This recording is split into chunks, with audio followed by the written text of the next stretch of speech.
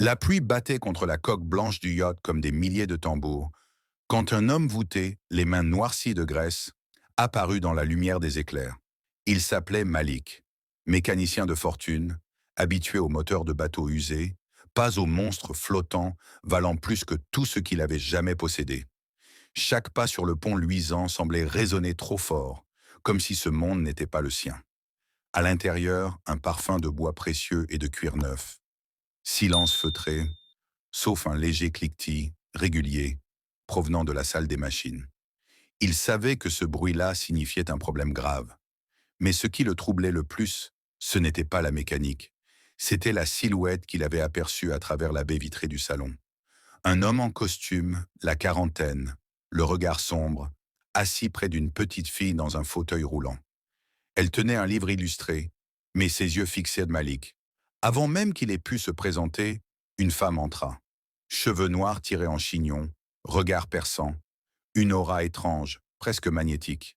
Elle se présenta d'une voix douce. « Je suis Lila, la nounou de Clara. » En posant les yeux sur elle, Malik eut un frisson inexplicable, comme si elle le connaissait déjà. Et quand il ouvrit la trappe pour accéder au moteur, il découvrit un objet inattendu coincé entre les pièces. Un objet qui n'avait rien à faire là. Le moteur grondait comme une bête blessée, et au milieu des engrenages, Malik retira un petit pendentif argenté en forme d'aile d'oiseau. Il l'essuya du bout des doigts, intrigué. La pièce était tiède, presque chaude, malgré l'humidité. Derrière lui, il entendit un souffle discret. Lila le fixait, immobile, comme si ce qu'il tenait était dangereux. « Où avez-vous trouvé ça ?» demanda-t-elle, la voix basse mais vibrante. Avant qu'il puisse répondre, le riche père s'approcha, prenant Clara dans ses bras. Ses pas résonnaient sur le sol laqué. « Vous pouvez le réparer ?» Malik hocha la tête, mais son esprit restait accroché à ce bijou et au regard presque inquiet de la nounou. Quand il remit le moteur en marche, une odeur de métal chaud envahit la pièce et un bruit parfaitement régulier s'installa. Réparé. Mais en se relevant, il surprit Lila chuchotant quelque chose à Clara, qui éclata d'un rire clair, puis se leva de son fauteuil. La petite fille marchait, et Malik comprit qu'il n'était pas venu réparer un yacht, mais qu'il venait de mettre les pieds au cœur d'un secret qui le dépassait complètement. Le rire de Clara résonnait dans la cabine comme une musique irréelle, alors que ses petits pieds touchèrent le sol pour la première fois. Le père, figé, la regardait avancer vers lui, les yeux embués. Mais comment? Lila ne répondit pas. Elle s'avança vers Malik, son pendentif argenté à la main.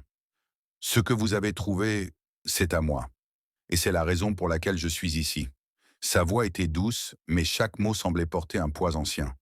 Elle expliqua que l'amulette contenait une énergie particulière, capable de réparer ce qui était brisé, mais qu'elle ne pouvait être activée qu'à travers un lien sincère et désintéressé.